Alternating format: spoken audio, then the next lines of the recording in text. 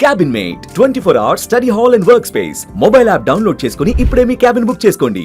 అంటే ఈ ఉగ్రవాదుల దగ్గర చైనా తాలూకు యాప్లు, చైనా తాలూకు ఏదో మొబైల్స్ ఇవన్నీ బయటపడ్డాయి, అలాగే అమెరికా తాలూకు ఆయుధాలు బయటపడ్డాయి అని ఒక ప్రచారం జరుగుతుంది. వాస్తవాలు మనకు తెలియదు. దీన్ని ఎలా చూడాలి? అంటే ఇవాళ ఎలా ఉందంటేనండి, అన్ని రకాల వస్తువులు కూడా మనం డబ్బులు ఖర్చు పెట్టడానికి సిద్ధమైతే దొరికేటట్టుగానే మనకు కనిపిస్తున్నాయి.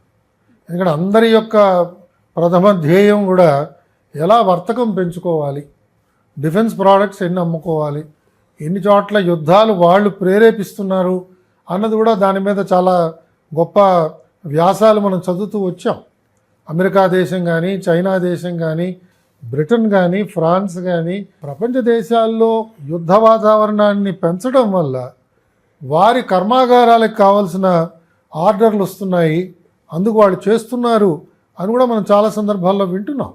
కాబట్టి అది సులభంగానే దొరుకుతాయి. కానీ వీటిని న్యూట్రలైజ్ ఎలా చేయాలి, ఎప్పటికప్పుడు మన నిఘా ఏజెన్సీస్ వారిని ఎలా పసిగట్టాలి, వాళ్ళు ఎలా పట్టుకోగలగాలి, పట్టుకున్న వారిని న్యాయస్థానాలు ఎంత త్వరగా శిక్షించగలగాలి. మనం చూసాం, మన దేశంలో ఆయుధంతో దొరికి చంపినట్టుగా చెప్పిన వాళ్ళ ముందు కూడా కసబ్కి 5-6 సంవత్సరాలు పట్టింది ఉరి తీయడానికి. మరి అంత గొప్పగా మన న్యాయస్థానాలు పనిచేస్తున్నాయి.